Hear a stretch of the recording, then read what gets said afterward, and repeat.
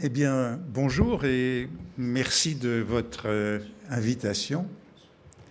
J'ai honte de ne pas pouvoir vous parler dans votre langue, que j'ai bien connue à une époque. Je l'ai apprise, je l'ai apprise aux États-Unis avec une professeure qui était réfugiée de Cuba et qui ne parlait que l'espagnol. Et donc, je l'ai appris très vite et à travers des séjours au Mexique lorsque j'étais adolescent. Donc c'est pas vraiment le castillan que je parle, c'est plutôt l'espagnol que je parlais, c'était l'espagnol de Cuba et du Mexique. Mais j'en suis très loin et malheureusement je dois être traduit pour communiquer avec vous aujourd'hui. Quand vous m'avez invité, je me suis demandé de quoi je pouvais parler. Et je me suis dit, c'est une exposition. J'ai participé à un certain nombre d'expositions sur Proust. Cela pourrait être l'occasion de réfléchir à la manière dont Proust a été exposé. En vérité, c'est un travail que j'aurais dû faire il y a déjà longtemps, avant de faire des expositions sur Proust. C'était une erreur. Cette recherche, j'aurais dû la faire il y a quelques années, parce que je voudrais voir comment, à travers ces expositions successives qui ont été consacrées à Proust, eh bien, un certain nombre d'habitudes ont été prises. Peu à peu, il y a des œuvres que l'on a toujours montrées. Il y a une sorte de canon de l'exposition Proust qui s'est constitué. Et j'aurais dû en être plus conscient moi-même avant de faire des expositions. Donc, voilà, je regrette de n'avoir pas, que vous ne m'ayez pas invité il y a 10 ans, et à ce moment-là, j'aurais fait cette recherche auparavant. Alors, ça c'est une photo que j'ai prise lorsque nous faisions l'exposition que vous avez évoquée, Marcel Proust, La fabrique de l'œuvre à la Bibliothèque nationale. C'est la dernière avant celle-ci, hein, et j'étais tombé dans le métro sur cette affiche pour notre exposition qui était en 2022 pour le centenaire de la mort de Proust. Et cela m'avait fait très plaisir de voir des affiches pour une exposition sur Proust dans le métro. L'idée que Proust était donc devenu un écrivain, disons, populaire. En vérité, il n'est pas vraiment populaire parce que en vérité, très peu de gens ont lu Proust. Très peu de gens ont lu La recherche du temps perdu jusqu'au bout. Je ne vais pas vous demander de lever la main, ceux et celles qui ont lu Proust jusqu'au bout, mais quand je le fais dans n'importe quelle salle au monde, c'est finalement une petite minorité qui a lu les 7 volumes, les 7 titres de La recherche du temps perdu jusqu'au bout. Peut-être il y en a beaucoup qui ont lu le premier, mais comme on le sait, il y a beaucoup de gens qui abandonnent après le premier volume. Les vrais lecteurs de Proust, ce sont ceux qui ont été jusqu'au 3e volume, Le côté de Guermantes. Et après le 3e volume, les ventes ne baissent plus. Ça veut dire que si on est mordu jusqu'au côté de Guermantes, on continue jusqu'au temps retrouvé. Mais en vérité, Proust est beaucoup moins lu que Camus ou que Malraux ou que Houellebecq, que beaucoup d'écrivains français populaires. Il n'empêche qu'il est devenu universel. On ne sait pas très bien comment, on peut y réfléchir, et justement, à travers ces expositions, comment il est devenu universel. Si bien que j'aime beaucoup cette citation de... Ah, voilà, encore le côté populaire de Proust. À Paris, il y a 4 immeubles où il y a une plaque sur Proust. Proust cumule tous les records, j'ai envie de dire. Il y a l'immeuble où il est né, il y a l'immeuble où il est mort, et puis il y a l'immeuble du boulevard Haussmann où il a habité de 1907 à 1919, et il y a le boulevard de la rue de Courcelles où il a habité avec ses parents de 1900 à 1906. 2 de ces plaques ont été ajoutées en 2022 pour le centenaire de sa mort. Avant, il n'y en avait que 2. On pourrait en ajouter une cinquième. Il a encore habité près de la Madeleine, donc peut-être qu'un jour ou l'autre, il y aura une cinquième plaque, mais c'est beaucoup. Proust est l'auteur sur lequel il y a eu, donc, où il y a le plus de plaques à Paris, le plus d'expositions, en vérité, puisque je ne crois pas encore vous l'avoir dit, mais la vôtre, c'est la 14e. Et je vais donc essayer de parler des 13 qui ont précédé. Ça permettra de voir quelle est l'originalité de la 14e. Qu'est-ce qui fait la singularité de la 14e? Alors, Proust est donc, j'ai envie de dire, tellement répandu qu'on ne peut plus que le relire. J'aime bien cette citation de Vladimir Nabokov, qui est en anglais « All reading is rereading ». Eh bien, je crois que c'est en particulier le cas pour Proust. Bon, la plupart des gens n'ont pas lu Proust, mais la plupart des gens savent qu'il y est question d'une Madeleine, par exemple. On ne peut pas aborder Proust de manière innocente. On sait des choses sur Proust avant de le lire. On sait qu'il a vécu pendant un certain nombre d'années enfermé dans une chambre de Liège pour s'isoler des bruits du dehors. On sait qu'il était snob. On sait des tas de choses de ce livre sans l'avoir lu. On ne peut plus que le relire. Et en particulier, il me semble qu'à cette connaissance de Proust ont contribué toutes ces expositions qui se sont succédées, et dont celle-ci, disais-je, est la 14e. Pensez à ces records.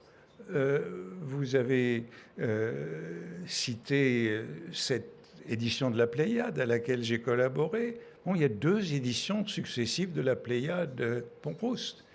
Bon, ce qui est beaucoup pour un écrivain qui n'est pas si ancien. Vous me direz, il y a 4 éditions de la Pléiade de Baudelaire. Mais Baudelaire est le numéro 1 de la Pléiade et l'a toujours été. Alors la première exposition sur Proust a lieu en 1947. Et c'est donc au lendemain de la guerre. Je vous montre une mauvaise photo que j'ai prise dans un livre. C'est donc une toute petite exposition qui est dans le salon d'honneur de la Bibliothèque nationale à Paris, qui a lieu pendant à peine un mois. Donc c'est une exposition brève dans une seule salle, et c'est pour célébrer les 25 ans après la mort de Proust. Il est mort en 22, on est donc en 47. On fait une exposition pour les 25 ans de sa mort, et c'est la première des 4 expositions qui auront lieu sur Proust à la Bibliothèque nationale. Là encore, c'est un record. 4 expositions sur un écrivain. Victor Hugo n'a pas eu 4 expositions à la Bibliothèque nationale. C'est pour ça qu'on doit se demander cette fascination pour Proust. Pourquoi Proust a-t-il mérité 4 expositions à la Bibliothèque nationale? Plus que tout écrivain, plus que Racine, plus que Hugo, plus que Baudelaire. Pourquoi 4 expositions sur Proust? Alors celle-là, elle est organisée par Julien Quin. Julien Quin est l'administrateur de la Bibliothèque nationale. C'est un homme qui est, d'une certaine façon, encore de la génération de Proust. Il était administrateur de la Bibliothèque nationale avant la guerre de 40, de 1930 à 1940. Et puis, pendant l'occupation, il était juif et il a évidemment été révoqué. Il est allé à Buchenwald et il a repris son poste en 1945, pour longtemps, au retour du camp de concentration. Il se trouve que sa femme, c'était une cousine de Proust. Donc on est vraiment encore en 1947, lorsqu'on fait une exposition sur Proust, on est encore dans le milieu proustien. On est encore dans ce que j'aimerais appeler comme cette secte. Proust est, pendant très longtemps, possédé par tous ceux qui l'ont connu. On peut même sans doute penser que cela a porté préjudice à la manière dont on l'a lu, puisqu'il était la propriété de ce milieu mondain, un peu snob, un peu parvenu, ce qui veut dire que cela a écarté beaucoup d'autres lecteurs.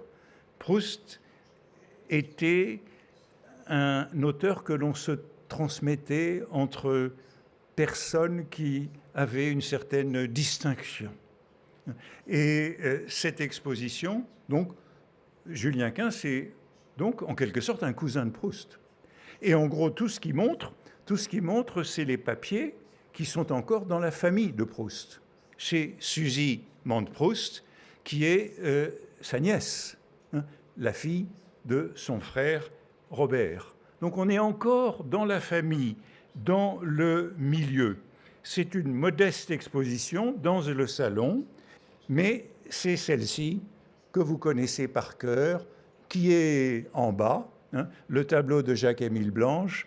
Eh bien, dans ces 14 expositions sur Proust, je crois qu'il a figuré dans 13 de ces expositions. Donc on ne peut pas faire une exposition sur Proust sans montrer ce tableau de Jacques-Émile Blanche, qui n'est pas un chef-d'œuvre. Moi, je trouve que Proust a l'air d'un œuf de Pâques avec ce visage ovale. Mais vous voyez ce tableau ultra célèbre avec l'orchidée de Proust. Et puis vous avez vu derrière les deux tableaux des parents qui sont dans votre catalogue et que tout ça était encore dans la famille. Évidemment, en 1947, le portrait du père et de la mère. Et vous voyez que, mis à part ça, eh bien, il y a quelques vitrines. Dans le salon d'honneur, il y a la statue de Voltaire, qui n'a rien à voir avec l'exposition Proust, mais qui est toujours dans le salon d'honneur de la Bibliothèque nationale. Et vous voyez que ce sont des vitrines, et vous voyez comment on faisait une exposition sur Proust en 1947. Voilà, c'est des vitrines, j'ai envie de dire, c'est vraiment un fatras. Ce que vous trouvez dans la vitrine, on accumule. Vous allez voir, et ça va être un peu la ligne de mon cheminement à travers ces 14 expositions sur Proust. Peu à peu, on montre moins et on choisit. Mais là, vous voyez qu'on bourre cette vitrine avec des manuscrits. Ce que vous pouvez constater aussi, c'est qu'il n'y a pas d'étiquette. Donc, on n'y comprend rien. Quand on vous montre simplement des manuscrits pour voir des manuscrits, pour voir que Proust a beaucoup travaillé.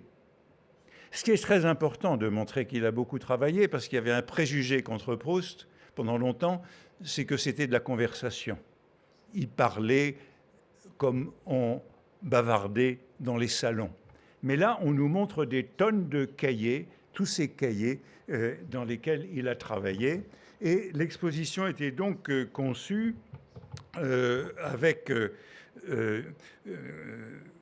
12 vitrines de cette nature, il y avait 12 vitrines, et organisées sur comment est-ce qu'on organisait une exposition sur Proust au début. C'est le modèle, le schéma de la vie et l'œuvre. Très canonique, très simple. Première vitrine pour l'enfance et la jeunesse. Deuxième vitrine pour les années mondaines. Troisième vitrine pour la maladie et la mort. Donc 3 vitrines pour la vie de cette nature.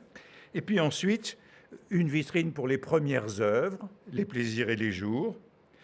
Puis 4 vitrines pour la recherche du temps perdu. Et puis une vitrine pour les livres sur Proust, une vitrine pour les livres dédicacés à Proust et une vitrine pour les traductions de Proust. Vous voyez, et les vitrines, c'est simplement une table, ce sont des tables. Ce sont des tables recouvertes de ces manuscrits. C'est donc assez rudimentaire.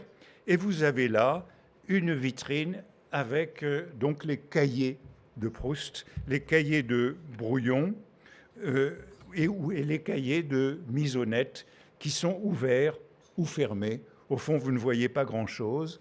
Et cette exposition dans une salle très serrée comprenait 168 pièces, ce qui est énorme, dont la plupart venaient de la nièce de Proust, c'était encore dans la famille.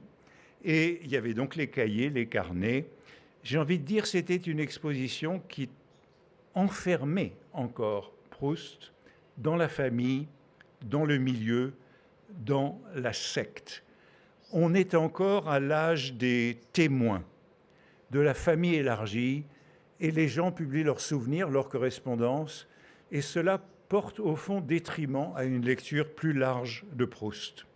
C'est un peu le moment où Proust a traversé une sorte de purgatoire dans cet enfermement social, ai-je envie de dire. Ensuite, ça c'est la première exposition.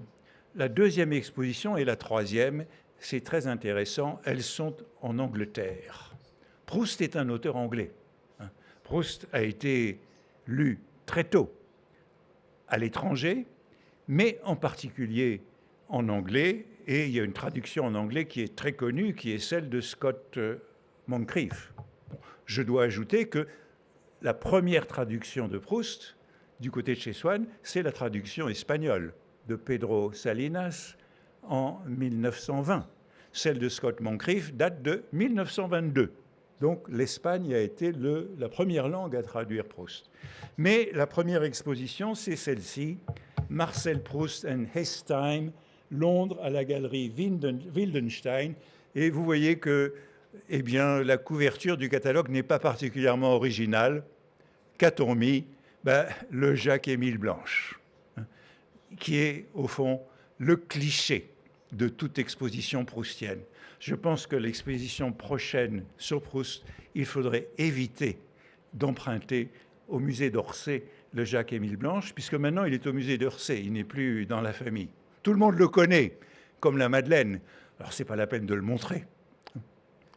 Et vous voyez ce catalogue qui est intéressant, c'est organisé avec l'aide de l'ambassade de France, et en particulier, il comprend un article Proust and Ruskin. C'est ça qui fait cet enracinement anglais de Proust. Proust a été le traducteur de Ruskin, le passionné de Ruskin, et qui a écrit cet article, Marie Nordlinger, ça nous renvoie à Reynaldo Hahn, ça nous renvoie au petit milieu. C'est elle qui a aidé Proust à traduire Ruskin. Donc on a un Proust qui est, j'ai envie de vous dire, toujours enfermé dans les siens. Mais c'est une belle exposition et en gros, c'est toujours ce que la famille a prêté. C'est encore dans la famille prête tout ce qu'elle a pour honorer ce Proust anglais. Donc, deuxième exposition, Proust and His Time à Londres. Troisième exposition, Proust, an exhibition of manuscripts, books, pictures and photographs. L'année suivante, la première, c'est 1955, la seconde à Manchester, c'est 1956. Et vous voyez que c'est à Manchester. Et qu'est-ce qu'on a mis cette fois en couverture? L'autre dessin de Jacques-Émile Blanche. Et le texte de Marie Nordlinger, Proust and Ruskin, est repris. Donc on voit que ce sont les mêmes. Ce sont les mêmes qui ont organisé l'exposition de Manchester et qui avaient organisé l'exposition de Londres. C'est les mêmes objets qui se sont déplacés de l'un à l'autre. Alors quand j'ai vu ça, j'étais un peu gêné parce que c'est la couverture que nous avons choisie pour l'exposition de la Bibliothèque nationale, vous verrez tout à l'heure. Si j'avais fait cette recherche que j'ai faite pour vous, on aurait choisi une autre couverture pour la Bibliothèque nationale. Cela dit, ce dessin de Jacques-Émile Blanche est beau. Il est fait un peu avant, il est daté de 1891, donc un an avant le tableau que vous avez en bas. Alors la quatrième exposition va vous intéresser particulièrement. La quatrième exposition sur Proust, elle a lieu à Madrid. Je ne sais pas si quelqu'un d'entre vous l'a vue, mais la voici. En avril-mai 1956, il y a eu une exposition à Madrid intitulée « Marcel Proust et son temps » à l'Institut français. Qui l'a vu parmi vous? Je ne sais pas. Alors, ce qui est intéressant, c'est que vous avez, en couverture d'un catalogue, vous avez écrit en dessous « Marcel Proust par Jacques-Émile Blanche ». Alors, évidemment, quand on voit l'image, on se dit est-ce vraiment Proust? Est-ce vraiment Blanche? Ce qui est intéressant, c'est que ce n'est ni Proust, le modèle, ni Blanche, le peintre. Mais pour être original, voilà ce qu'on avait fait à Madrid. Alors, je ne sais pas s'il y a des bévues de cette sorte en bas dans votre exposition, mais celle-là, elle était intéressante et il ne fallait pas la répéter. Donc, voilà pour la 4e exposition et un tableau qui n'est donc plus attribué à Blanche du tout et qui ne représente plus Proust. Mais je ne sais pas très bien, il faudrait aller rechercher dans les archives de l'Institut français ce que l'on a montré à cette occasion. La 5e exposition, c'est l'exposition importante de 1965, juin-septembre 1965, c'est-à-dire pendant 4 mois à la Bibliothèque nationale. Et cette exposition, elle couronne l'arrivée du fonds Proust à la Bibliothèque nationale. Jusque-là, le fonds était dans la famille, mais la nièce de Proust, Suzy Maud Proust, l'a vendu à l'État en 1962. C'est le moment où le fonds Proust est entré dans la Bibliothèque nationale et où les chercheurs ont pu y avoir accès. Et au fond, c'est une date très importante, puisque c'est aussi ce qui a permis la sortie de Proust du petit milieu où l'on se transmettait la passion de Proust entre personnalités distinguées. C'est le moment, je ne dirais pas encore d'une démocratisation de Proust, mais en tout cas d'un accès à Proust qui n'est plus réservé aux initiés. Et l'exposition a lieu en 1965, une fois que les manuscrits ont été restaurés. L'administrateur de la Bibliothèque nationale, eh bien, c'est toujours Julien Quin. À l'époque, on pouvait rester en poste très, très longtemps. Et la conservatrice des manuscrits, qui a accueilli le fonds Proust, qui était à l'époque une jeune femme, je la cite parce que j'ai beaucoup travaillé avec elle par la suite, Florence Calu.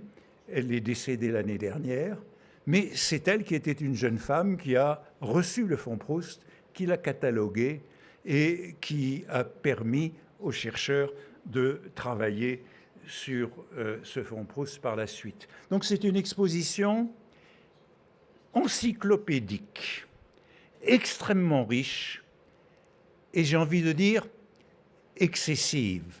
Je vous disais tout à l'heure, quand on voit comment on procède, au fur et à mesure des années, on montre de moins en moins de pièces, mais on les montre mieux. Dans cette exposition Proust de 1965, il y avait 589 pièces, près de 600 pièces dans la salle mansard de la Bibliothèque nationale rue de Richelieu. Quand on dit ça, on dit mais c'est prodigieux, mais c'est fou. Parce que je vais vous montrer comment on les voyait. Alors, la première chose que l'on voyait, alors ça là aussi c'est un objet célèbre. Il faut toujours montrer dans les expositions Proust la chambre de Proust. La chambre de Proust qui est aujourd'hui au musée Carnavalet, avec son lit. Voilà Céleste Albaret posant au pied du lit dans la chambre de la rue Hamelin où Proust est mort, reconstituée par le collectionneur Jacques Guérin en 1953. C'est une photographie qui a paru dans Paris Match en 1965. C'est une photographie que j'aime bien. Donc, ce que j'aime bien, c'est ça.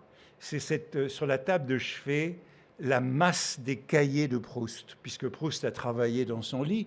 Toute la recherche a été écrite au lit, avec Proust ayant ses cahiers sur la cheminée, là, et là, posés à côté de lui. Donc, Céleste pose à côté de cette cheminée que Jacques Guérin, de ce lit que Jacques Guérin avait récupéré dans la rue, au moment où la belle-sœur de Proust, après la mort de son mari, se débarrassait de tout ce mobilier. La belle-sœur de Proust n'aimait pas beaucoup son beau-frère. Et une fois que Robert Proust est mort, elle s'est débarrassée de beaucoup de choses. Elle s'est débarrassée de tous les papiers, les manuscrits, jusqu'au moment où elle a vu que ça valait cher. et à ce moment-là, elle les a vendus. Mais les manuscrits de Jacques Guérin, qui sont là, de ce grand collectionneur, les manuscrits de Jacques Guérin, il les a récupérés avant que la belle-sœur de Proust se rende compte que cela avait de la valeur. Ensuite, il a récupéré le lit, et tout ça. Ensuite, elle a vu que ça avait de la valeur. Donc, on montre toujours la chambre de Proust. Voilà comment la chambre de Proust était montrée en 1965 à la Bibliothèque nationale. Vous voyez que c'est assez triste, c'est assez sinistre comme image. Vous voyez, dans la haute salle Monsart, voici comment on l'a montré. Et puis voilà comment on montrait les manuscrits en 1965. Vous voyez que on cherchait à les accumuler, on cherchait à montrer le... Vous voyez, tout ça, ce qui est montré là, qu'est-ce que c'est? C'est les manuscrits, une fois restaurés, reliés dans des volumes de la Bibliothèque nationale. Mais au fond, ça n'a aucun intérêt de montrer ça. Vous voyez que dans une vitrine, pour 1, 2, 3, 4 objets intéressants, il y en a 20 qui sont juste des couvertures. Et de la même façon ici, on montre tous ces cahiers de Proust, mais la plupart sont fermés. Donc vous voyez que c'est une conception de la muséographie qui n'est plus du tout la nôtre aujourd'hui. On veut montrer tout. C'est comme quand on va dans les salles de musée, quand on va au Louvre, dans les collections égyptiennes ou grecques, il y a encore une grande partie de la collection où il s'agit de montrer le plus possible de pièces. Et là, c'était encore ça. Cela dit, on pouvait voir cette très belle paperole. Et on a toujours eu le problème de savoir comment montrer les paperoles de Proust, c'est-à-dire ces collages qu'il faisait dans un cahier. Donc il a là un cahier, puis il colle des feuilles pour faire des additions. On ne sait pas très bien comment les montrer, puisque certaines de ces paperoles font des mètres et des mètres de hauteur, et on ne pourrait les montrer que couchées finalement, parce on ne peut pas les montrer en hauteur, comme vous voyez là. On ne peut pas les déplier en hauteur, il faudrait les déplier couchés. On a eu ce problème à la Bibliothèque nationale. Et puis alors, ce qui m'intéresse, c'est que cette exposition 65, c'est la première qui montre beaucoup de peintures. Et c'est à partir de là que se constitue une sorte de canon proustien de la peinture. Henri Béraud, vous avez Henri Béraud en bas, et ce tableau de la sortie du lycée Condorcet, il est montré à peu près dans toutes les expositions Proust. Ça fait partie de ces figures obligées que ce tableau. Et il y a beaucoup de tableaux, au fond, j'ai envie de dire, on a souvent montré avec Proust des tableaux de peintres qui ne sont pas très bons. Des peintres mondains, des peintres de la société. Et il faudra un certain temps pour que l'on montre de vrais bons peintres avec Proust. C'est-à-dire que pour que les grands musées les prêtent. En bas, aujourd'hui, vous avez de très grands musées qui prêtent des tableaux pour une exposition Proust. Mais au début, ce n'était pas encore le cas. Et après tout, dans les peintres que Proust connaissait, qui formaient son milieu, ce n'étaient pas nécessairement les meilleurs peintres qui sont dans les plus grands musées. Donc ce sont des peintres un peu de société qui sont montrés. Voilà Geneviève Strauss, l'amie de Proust, ce tableau qui est aujourd'hui au musée d'Orsay. Alors, je mets la provenance actuelle, mais tous ces tableaux étaient encore dans des familles à l'époque, en 1965. Ce tableau, eh bien, il a été presque toujours montré dans toutes les expositions qui ont suivi, puisque c'est Geneviève Strauss, l'amie de Proust. Ou celui-ci que vous avez en bas, eh bien, il a figuré dans toutes les expositions à partir de 1965. Toutes. Il y a eu 3 expositions en 21-22 pour la centenaire de la mort de Proust. Les 3 l'ont montré. C'est un tableau qui a énormément voyagé. Le pauvre, quand on sait comme les tableaux sont abîmés par les voyages. Mais il faut absolument avoir ce tableau, évidemment, parce qu'on a là Charles Haas, le modèle de Swann, qui fait partie du cercle de la rue Royale, le modèle de Swann, le modèle du juif intégré à l'aristocratie parisienne, puisque c'est toute l'aristocratie qui est là. Mais vous voyez, je crois qu'on peut insister sur le fait qu'il est sur le seuil, il est à la porte, il est en marge, ce juif assimilé, mais non totalement intégré.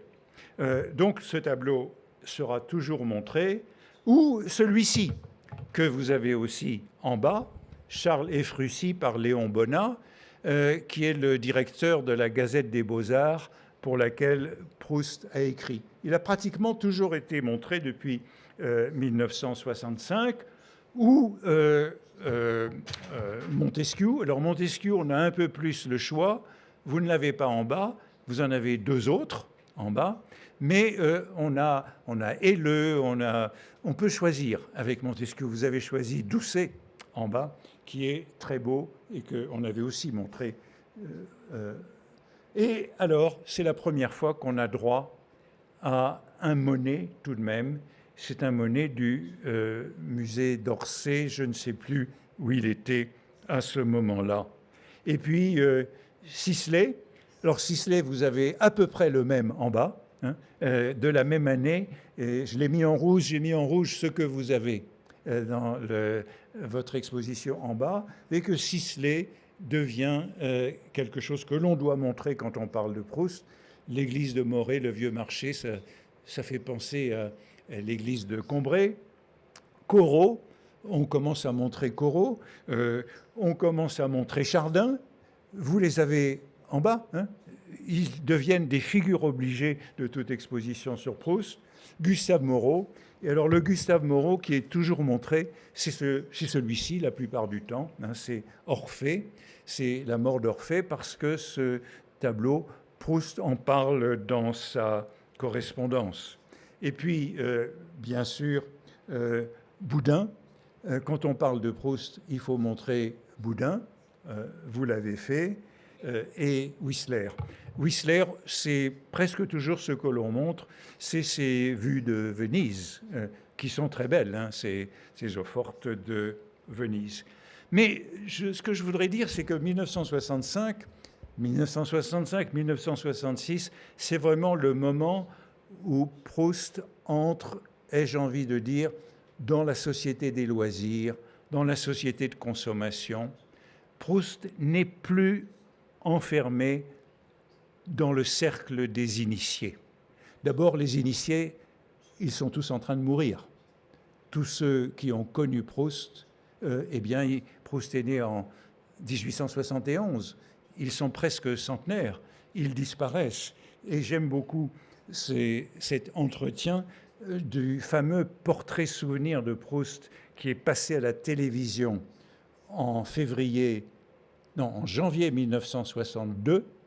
Et c'est Élie Halévy, ami de Proust. Je vous recommande de l'écouter, vous le trouvez sur le site de l'INA ou de YouTube même, et vous pouvez écouter ce portrait souvenir de Proust qui nous montre comment les amis de Proust parlaient. À Paris, Proust était allé au lycée Condorcet. Monsieur Daniel Halévy y fut son condisciple. Oui. Comment était l'enfant Proust ?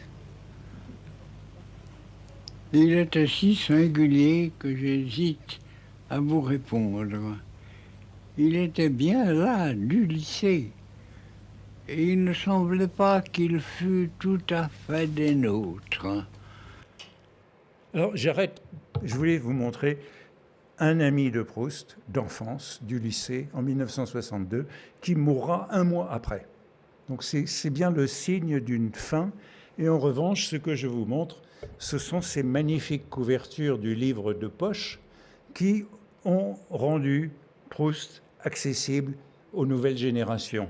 Et Proust a été publié dans le livre de poche en 1965-1967, précisément. Donc c'est l'année où, au fond, où on a pu lire Proust. Or ça, ce sont mes exemplaires.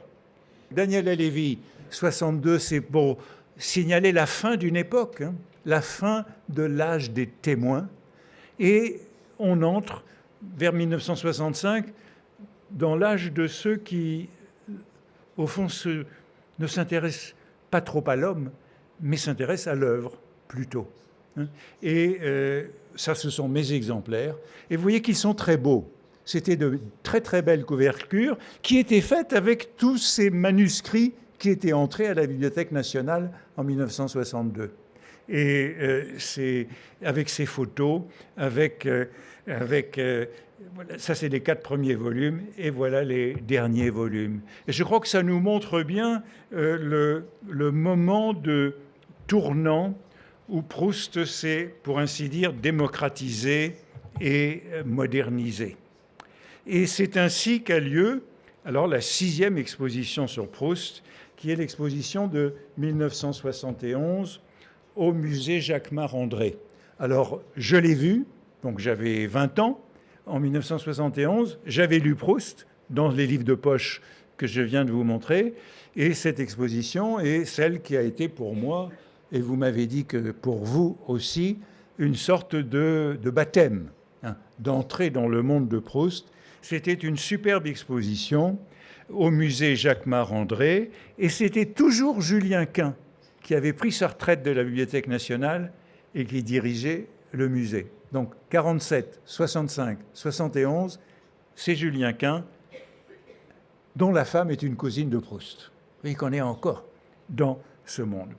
Alors, c'est une exposition très belle, et on va voir quelques nouveaux peintres qui entrent dans le canon proustien, et que l'on montrera toujours désormais. Je pense à ces Gervex, Une soirée au pré Cattelan. Alors quand je vois ça, là aussi, je me sens... J'aurais dû faire cette recherche avant, parce que dans l'exposition que j'ai faite en 2022, j'ai repris ce tableau, et je n'ai pas été le seul. On a tous repris ce tableau comme s'il était emblématique de Proust. Et puis, il y avait aussi une soirée de Grand Prix au pavillon d'Armenonville. Et ce genre de peinture mondaine qu'on associe à Proust, vous l'avez aussi en bas. Vous n'avez pas le tableau, pas le grand tableau, mais une étude qui représente ceci, en gros, cette scène. Mais c'est devenu une sorte d'obligation. Il y a beaucoup de Béraud, beaucoup d'Helleu, beaucoup de Whistler. Il y a de nouveau le Bonnat et Fruzy. Et puis, il y a quelques nouveautés. Par exemple, Philippe de Laszlo, autre portraitiste mondain qui fait son entrée et que l'on montrera souvent, montrant des amis de Proust, des contemporains, Élisabeth de Gramont et Armand duc de Guiche, ou encore Anna de Noailles, dans cette belle photo de Man Ray, vous avez en bas un beau tableau d'Anna de Noailles par Zuloaga, je crois. Et arrive aussi,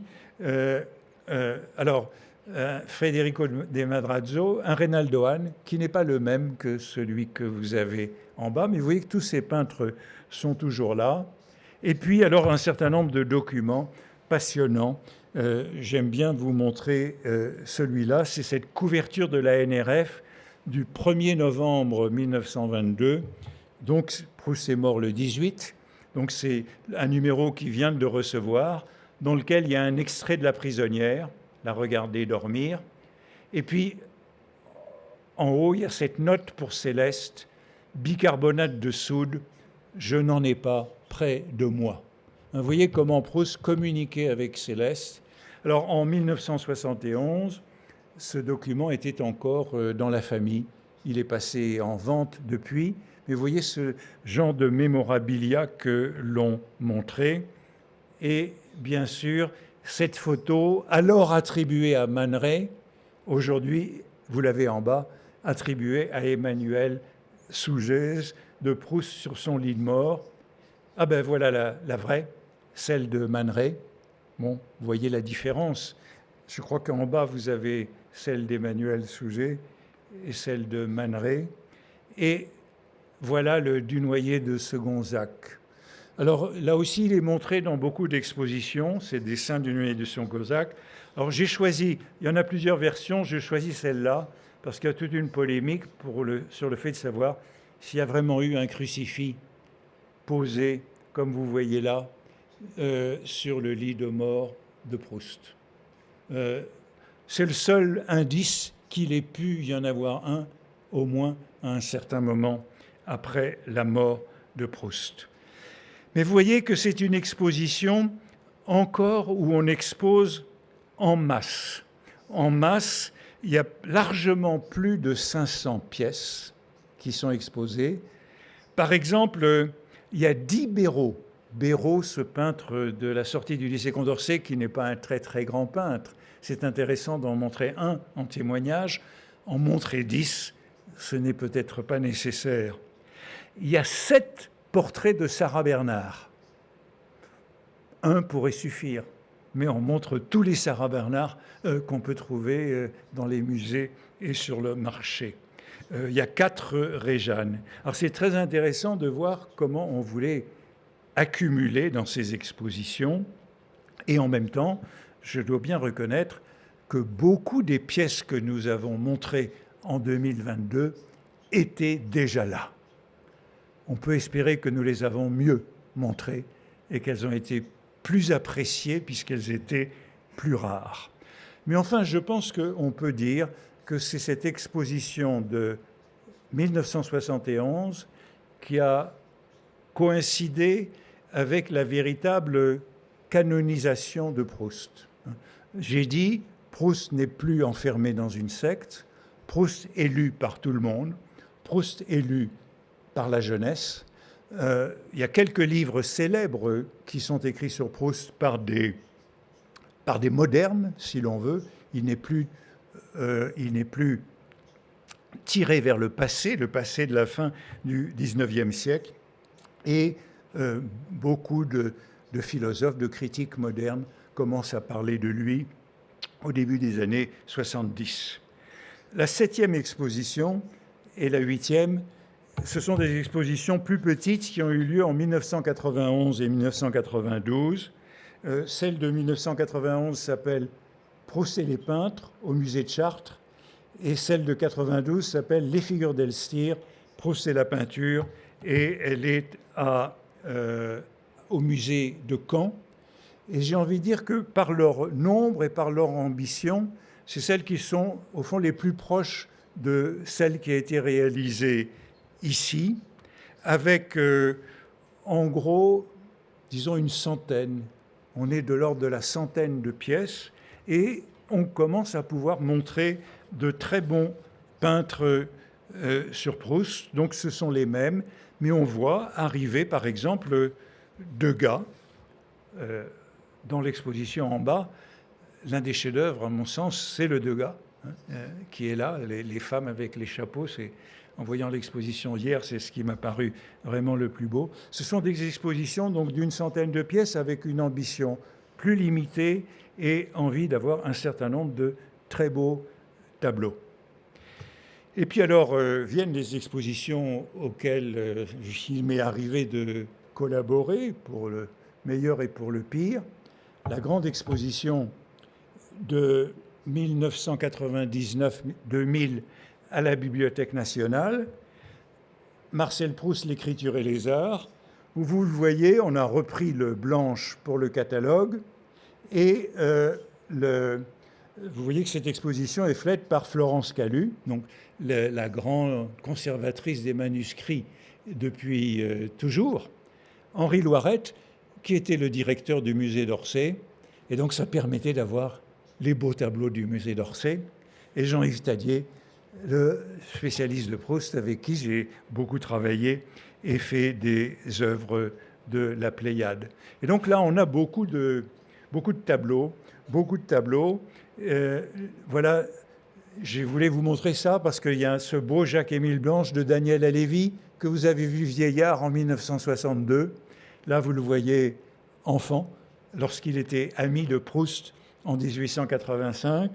L'autre ami de Proust, Jacques Bizet, qui a donné cette photo avec cette dédicace à Proust à mon plus cher ami, avec Daniel Halévy, hein, donc ce trio d'amis du lycée Condorcet.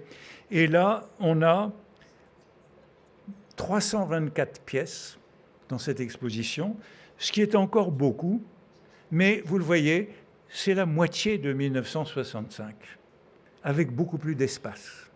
Et donc on choisit ce qu'on montre, on le montre mieux, et on montre des choses plus originales, comme ce Charles Haas. On cherche un peu plus à montrer, on montre bien sûr le Tissot, mais aussi ce Charles Haas. Ou ce Lucien Doucet, ce comte de Montesquieu, c'est celui que vous avez en bas, qu'on a montré à plusieurs reprises, qui est un très beau tableau, hein, et qui vient de Versailles.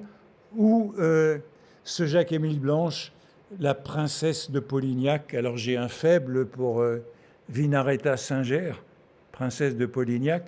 Et dans votre catalogue, vous avez mis un dessin de José Maria Serre, le salon de musique de l'hôtel particulier de la princesse de Polignac, que je fréquente beaucoup. Et puis alors, il y a des nouveautés. Bon, il y a le Van Dyck qui est en bas, il y a l'asperge de Manet, que j'ai montré dans une autre exposition. Les nouveautés, c'est l'apparition de Caillebotte. Caillebotte, on le montre maintenant toujours. Alors Caillebotte, il y a eu une très grande exposition sur Caillebotte à Orsay l'année dernière. Caillebotte est un peintre qui avait été négligé et qui a été promu dans les dernières années. Vous voyez qu'à partir de 2000, on le montre à propos de Proust pour montrer ce monde proustien.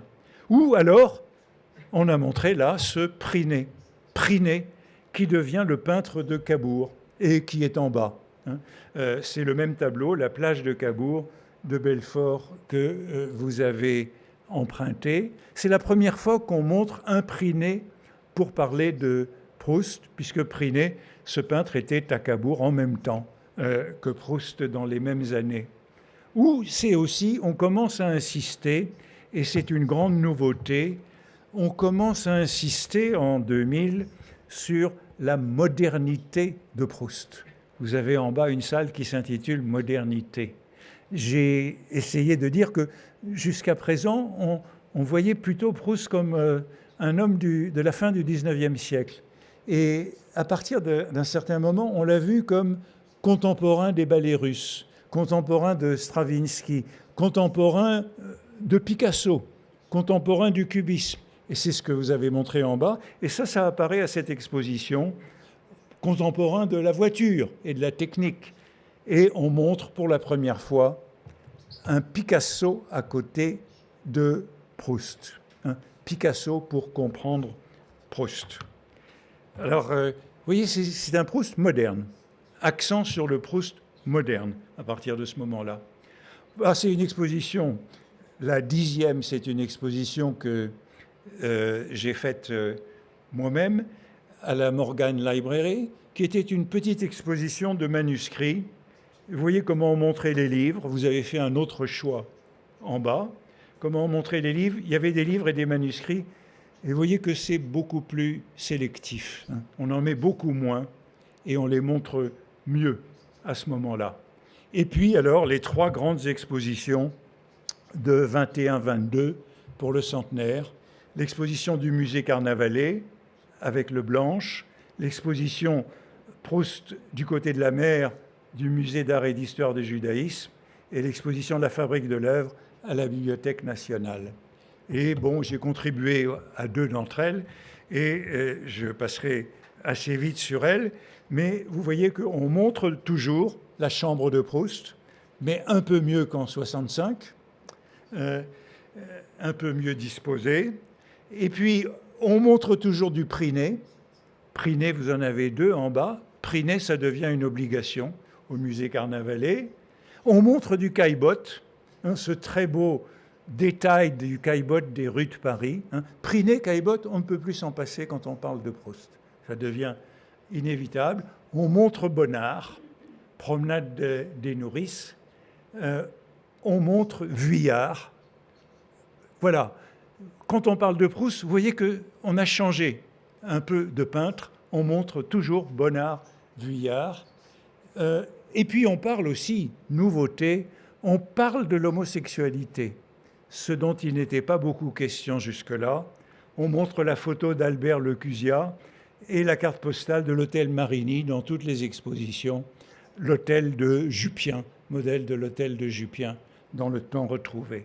Ce sont des thèmes auxquels on n'hésite pas à consacrer des panneaux aujourd'hui. Et de même que cette photo que vous avez mise à la sortie, cette photo qui a scandalisé Madame Proust, qui est à l'origine du verre cassé. Proust a claqué une porte et a cassé une vitre, et c'est à cette occasion que Madame Proust a dit « c'est comme le verre brisé dans le mariage juif ». Donc c'est la grande brouille de famille à cause de l'air énamouré de Lucien Daudet vers Marcel Proust. Alors vous avez fini avec cette photographie et je pense que c'est un choix tout à fait juste. Puis à l'exposition du musée juif que j'ai faite avec cette très belle lettre qui m'avait été prêtée, que j'ai aussi mis en couverture de mon livre, où Proust dit à Montesquieu « Si je n'ai pas répondu hier à ce que vous m'avez demandé des Juifs, c'est pour cette raison si simple, si je suis catholique, comme mon père et mon frère, par contre, ma mère est juive. » Cette lettre de Proust affirmant la judéité de sa mère avec une très grande force. Et voyez la force de ces barres, ces C qui sont soulignés lorsque Proust les écrit comme ça. Le C de ce par contre, c'est un coup de poing pour dire « ma mère est juive, ne tenez pas des propos antisémites devant moi ». Alors au musée Carnavalet, on avait 300 pièces, mais ça c'était le tableau de la famille qui était chez les Proust, Esther et Assuérus, qui était encore dans une collection privée. Ça c'est un cousin de... Ça ce sont des tableaux que j'ai trouvés. Un cousin de Madame Proust. Toutes les photos de Paris qui ont été faites aussi par des cousins de Madame Proust. Et puis Caillebotte, là aussi, on a sacrifié, mais je ne m'étais pas encore rendu compte, c'est en faisant cet exposé pour vous que je me rends compte que c'était devenu un poncif de montrer Caillebotte avec Proust. Et puis on a montré ce Caillebotte que je trouve magnifique, cette vue prise à travers un balcon qui est à Amsterdam. Et puis on a montré Vuillard. On ne peut plus se passer de Vuillard. On a montré Vuillard. On a montré ce Monet que vous avez aussi en bas, l'hôtel des Roches Noires. Et on a montré cette plage de Prinée. Donc vous voyez, on s'aperçoit que maintenant, lorsqu'on fait une exposition sur Proust, on s'est déplacé vers une série de peintres qui n'ont pas vraiment eu de rapport avec Proust, mais qui décrivent une ambiance de bain de mer ou de vie bourgeoise. Et les choses ont donc ainsi pas mal changé. Et on avait obtenu de la National Gallery le Bellini. Swann compare Bloch à ce tableau. Et vous voyez que la National Gallery prête un Bellini au Musée d'art et d'histoire du judaïsme à Paris. Ça prouve que Proust a atteint un très grand statut. Le Musée d'art et d'histoire du judaïsme aussi, mais c'est pour Proust qui prête ça. On prête, les grands musées prêtent des œuvres pour Proust, ce qui n'était pas le cas auparavant. Et puis alors on avait montré ce tableau, Pierre Bonnard, Missia Godebska, qui vient d'ici. J'y reviendrai parce que je me demande pourquoi vous ne l'avez pas mis dans l'exposition et j'aimerais bien avoir une explication puisque c'est un des grands modèles de Madame Verdurin que cette Missia Godebska épouse, sert et avant femme de Nathanson, le directeur de la Revue Blanche, dont c'est une grande dame proustienne. Et puis alors j'en viens à la Fabrique de l'œuvre, celle de la Bibliothèque nationale, exposition dont je me suis occupé. Et je voudrais juste vous montrer le plan. Peut-être certains d'entre vous ont vu cette exposition, puisque le choix était de faire une exposition, non pas sur Proust, mais sur le roman. Et moi, j'ai toujours pensé qu'on se promène dans les romans, on marche dans les romans. Il s'agissait donc de montrer de montrer un cheminement de la première phrase, dernière phrase. Un cheminement de la première à la dernière phrase en passant par, du côté de chez Swann, à l'ombre des jeunes filles en fleurs, le côté de Guermantes, Sodome et Gomorrhe 2, La prisonnière, Albertine disparue, cette ponctuation de la mort de Proust, et puis les volumes posthumes, Sodome et Gomorrhe suite, Le temps retrouvé, la dernière phrase. Donc c'était une exposition, je crois que c'est la seule qui a eu ce projet d'être une exposition de promenade dans le roman, et non de promenade dans la vie ou dans les thèmes du roman. Alors il y avait un très grand plaisir à la faire, et je voudrais évoquer avec vous le plaisir qu'il peut y avoir à faire une exposition sur Proust. C'est une photo que j'ai prise avec une robe de Fortuny dans les réserves du Palais Galliera. Vous avez des Fortuny en bas qui viennent du Palais Galliera, je suppose. Allez les choisir dans les réserves. Je peux vous dire que c'est l'un des plus grands plaisirs de ma vie, d'avoir toutes ces robes qui sont déballées devant nous, montrées et d'entre lesquelles nous choisissons. Un plaisir moindre, c'est ce travail-là, dont je voudrais vous donner une petite idée, c'est faire les étiquettes. Ce n'est pas moi qui le fais, mais j'étais là à regarder ça c'est pris avec mon téléphone. Vous voyez qu'il décolle pour faire l'exposition. Et puis vous allez voir que quand on décolle... C'est moi qui avais voulu faire ça. J'avais dit, je voudrais des décalcomanies, les étiquettes décalcomanies. Je me suis aperçu ce jour-là que c'était une très mauvaise idée, parce que vous allez voir que quand il les... Enfin non, je saute tout de suite à la suivante parce qu'il est tard. Vous voyez ce qui se passe. Les accents ne sont pas restés, et donc tous les accents doivent être réintroduits individuellement. Lorsqu'on décolle la décalcomanie, eh bien les accents ne restent pas sur le mur. Et à la veille de l'exposition, il fallait encore ajouter des accents à la main. Donc c'est ça, faire une exposition. C'est au dernier moment s'apercevoir qu'il manque des accents dans les décalcomanies. Mais faire une exposition, c'est très agréable parce qu'on travaille avec beaucoup d'artisans et d'ouvriers, et que la collaboration est très agréable. J'ai beaucoup aimé, voilà le jet d'eau d'Hubert Robert, alors que l'installation n'est pas terminée. Voilà Le Monde le premier jour. Et vous voyez que c'est très sympathique quand on voit qu'on a fait une exposition qui a beaucoup de monde. Et voilà comment on peut montrer les choses aujourd'hui. On peut montrer les choses de manière esthétique. Les cahiers de Proust, ceux qui n'ont pas été reliés, voilà comment ils se présentent. Je crois qu'on peut faire des choses beaucoup plus belles et beaucoup plus parlantes. Montrer les agendas de cette façon et les carnets. Montrer des fragments et des manuscrits de cette façon. Voilà, ça c'était l'endroit que nous avions conçu comme une chapelle où on a les placards des jeunes filles. Je n'ai pas le temps de vous raconter tout ça, mais les jeunes filles ont été... Voilà les placards qui ont été donnés aux typographes, et nous avions fait cette espèce de chapelle qui les montrait en profondeur. Bon, ça c'est des photos qui n'avaient jamais été montrées. Quand on fait une exposition, on voudrait qu'il y ait une belle proportion de choses qui n'aient jamais été montrées. Et ça, c'était des photos d'amis amours de Proust qui n'étaient jamais sortis des familles, parce que les familles ne voulaient pas entendre parler de Proust. Et c'est des photos assez touchantes. Bertrand de Fénelon, le 1er décembre 14, avec la Légion d'honneur qu'il venait de recevoir et qui est mort 15 jours après. Et Robert Dumière, c'est une photo de lui, il est mort lui aussi juste après. Donc ce sont ses amis de Proust morts à la guerre.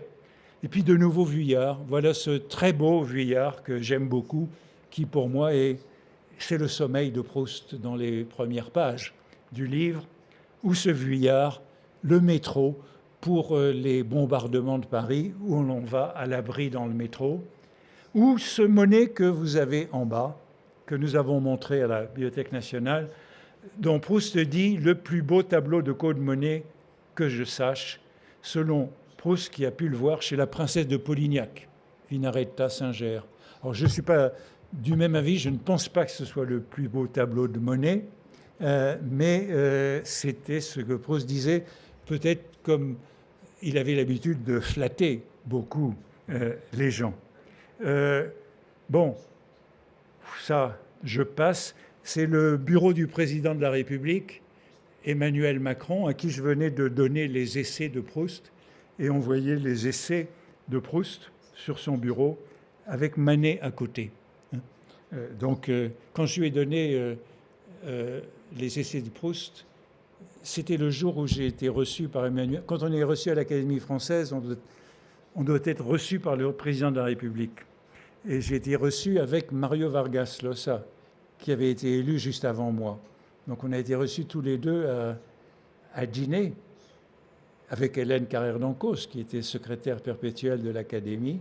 Donc Hélène Carrère d'Ancos est morte, Mario Vargas Llosa est mort.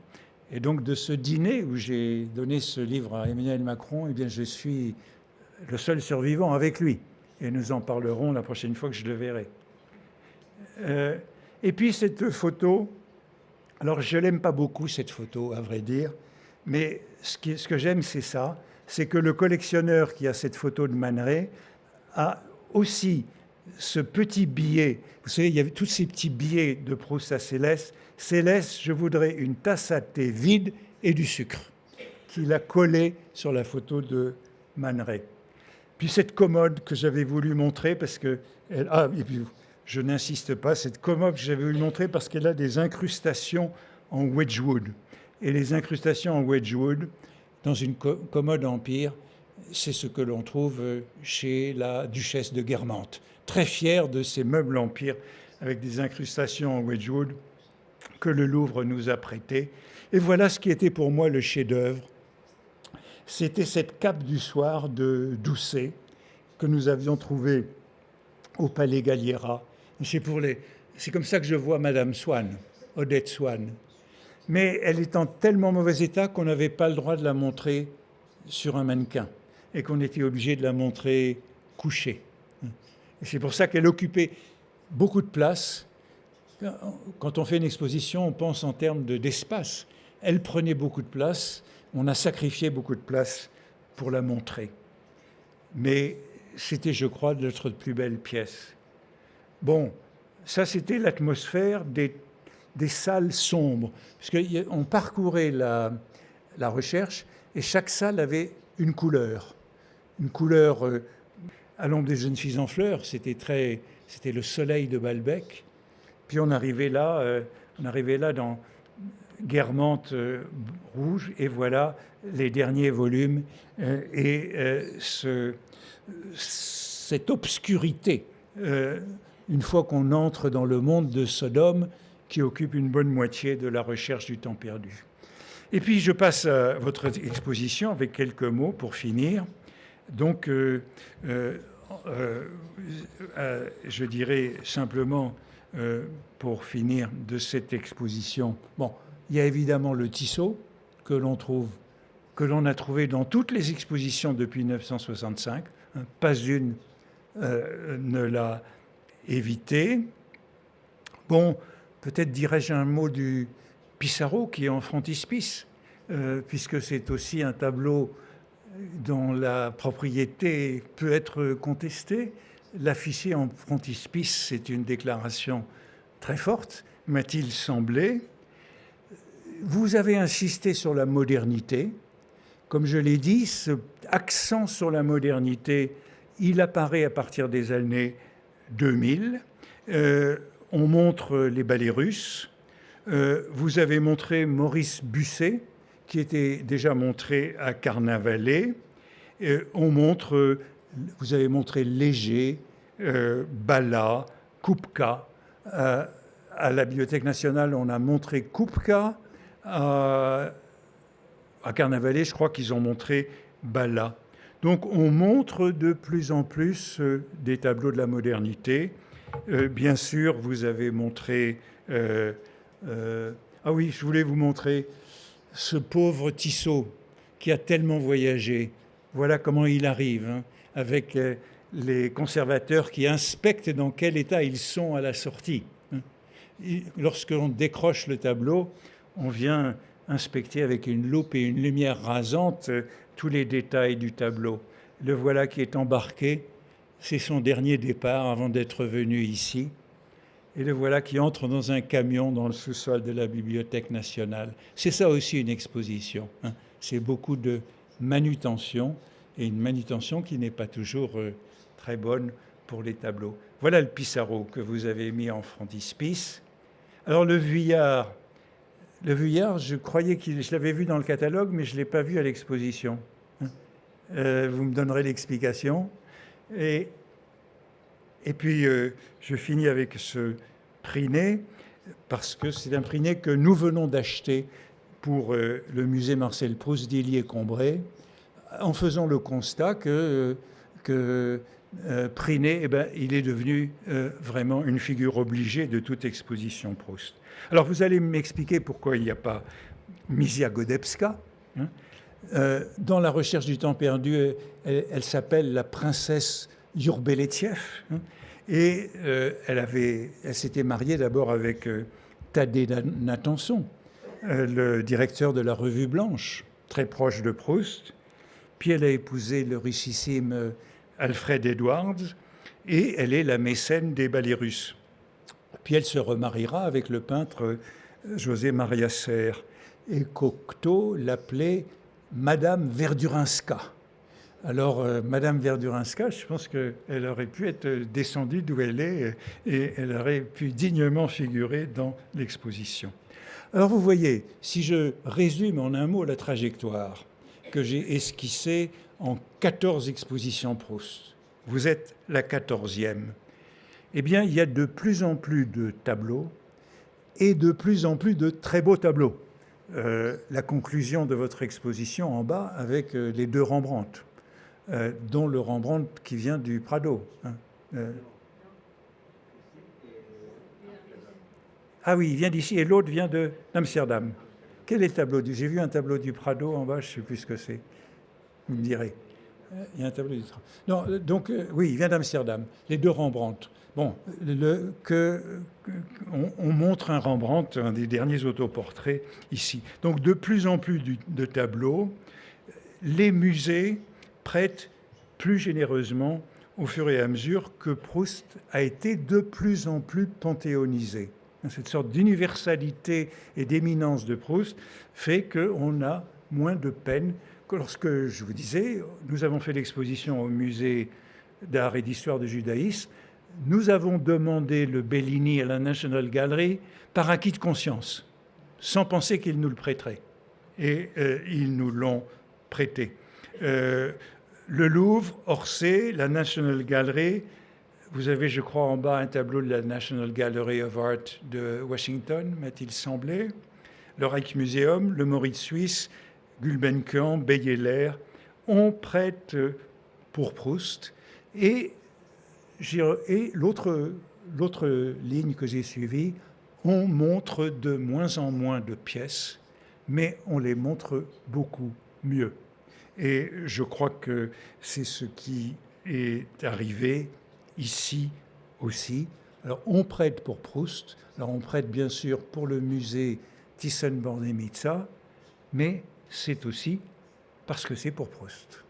Alors, finissons sur ce Priné que nous venons d'acheter pour le musée d'Illiers-Combray, qui a rouvert, qui y est exposé et où je vous invite à vous rendre lorsque vous séjournerez en France. C'est pas très loin de Paris et le musée a rouvert après une rénovation l'an dernier et il mérite, je crois, ce petit détour.